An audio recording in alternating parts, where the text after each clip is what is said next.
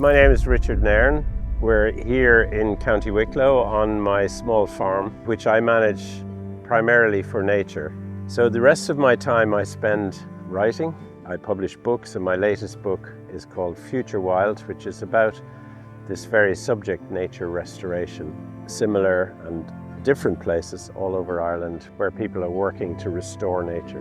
What we want is diversity, and that's what we've got here. I'd say we've about 75 native plant species. The majority are self-seeded. We actually did bring in the Yellow Rattle about 4 years ago and seeded it in patches, and it just spread very quickly to the whole field.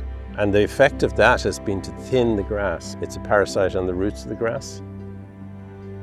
And that allows other species to come in, things like buttercup, some of the less obvious things like bird's foot trefoil, lots of clover as well, and loads of other different species. So yeah, it's the variability of it, and I think that's one of the attractive things. It's natural, and nature is variable. It's not always going to look the same like a lawn in your garden.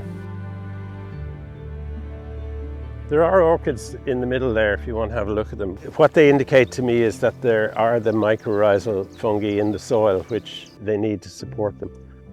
Each year it changes a bit, so we don't control anything in it. It changes itself depending on the weather of the year.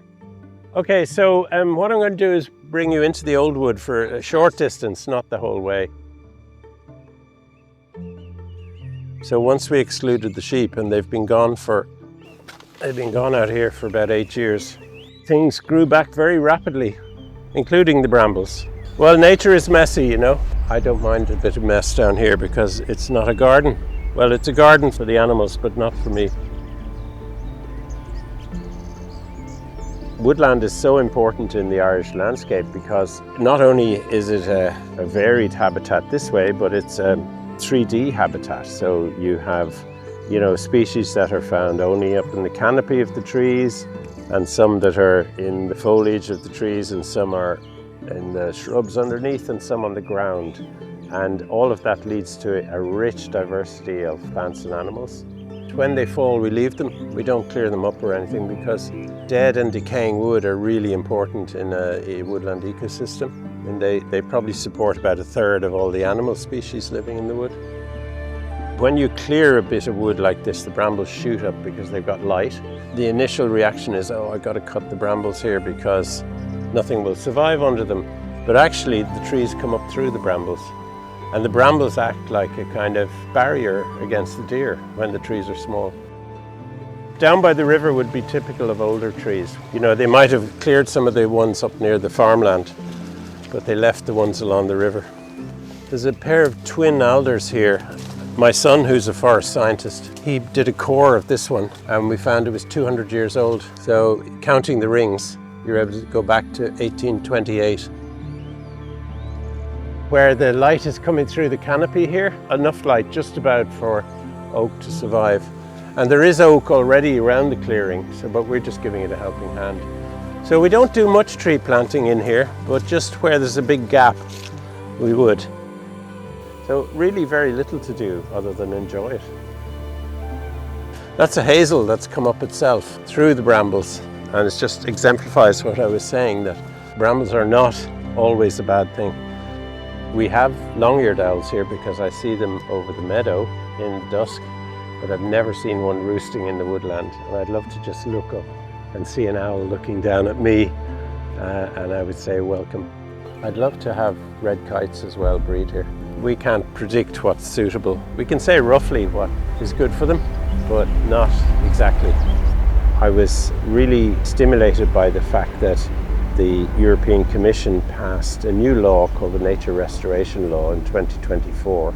Stirred me to write this book and show the practical way in which that can be applied in Ireland on a large scale. We need to be moving from one field here, one patch of woodland there, to big landscapes, places like the national parks.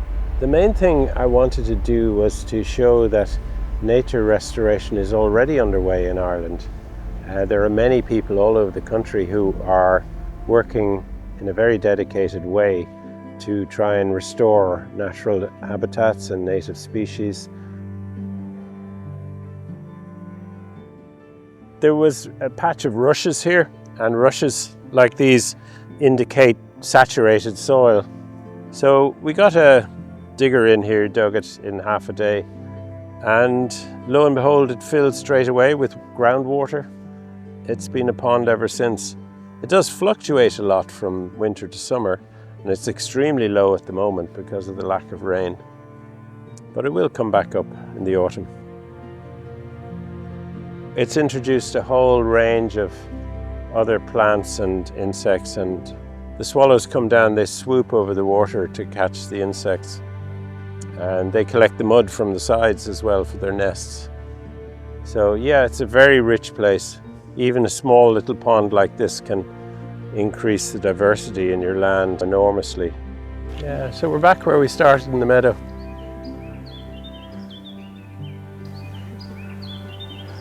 The best way to appreciate the insects is to lie down and just listen.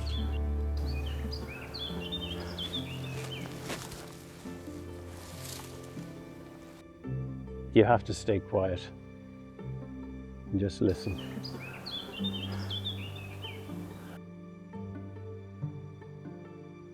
It's really like being down in a tiny woodland in among the canopy of the tall plants. The success is measured over a long period of time. It's not something that you can say is successful after 2 years or 5 years or even 10 years. We need to look at the long term. That's 50 years, 100 years. That's how you measure success. But in some ways, all we need to do as Irish people is to kickstart that, to move it in the right direction, to take away some of the pressures that have been on the landscape over so many centuries and allow nature to develop itself. And whatever way it goes, you know, it'll be measured by future generations, not by me.